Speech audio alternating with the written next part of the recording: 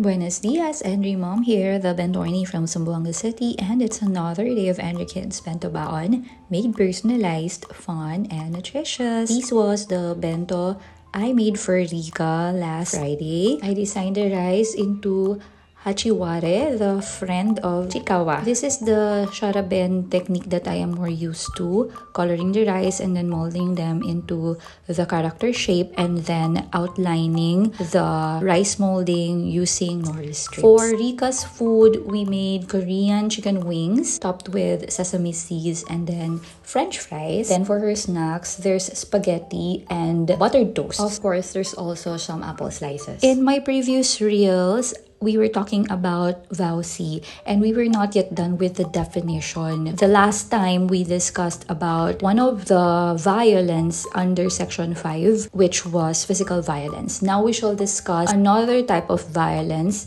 which is economic violence. Economic violence happens when there is an intent to deprive the woman or her child financial support or yung pinipigilan ng asawa na magkatrabaho, kahit capable naman ang babae na magtrabaho. O yung kinokontrol ang pera ng pamilya, ang pera ng asawa, ang pera ng babae. To the point that it causes mental stress on the woman and or her children. Di ba nga, meron yung sa news last time, yung nanay, yung sinunog niya yung bahay nila kasama yung mga bata kasi wala na siyang maipapakain sa kanila because of lack of support from the father of the children. So, it's an economic abuse that already caused mental stress on the woman. Importante dito yung intent. Kasi kung wala naman talagang pera na maipro-provide yung partner para sa babae, then hindi natin siya masisisi. Pero kung may pera naman at malaki ang swahod ng lalaki tapos hindi lang talaga siya nagbibigay sa babae or sustento para sa anak,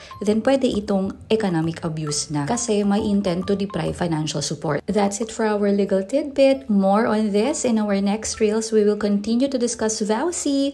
Love, Henry Mom!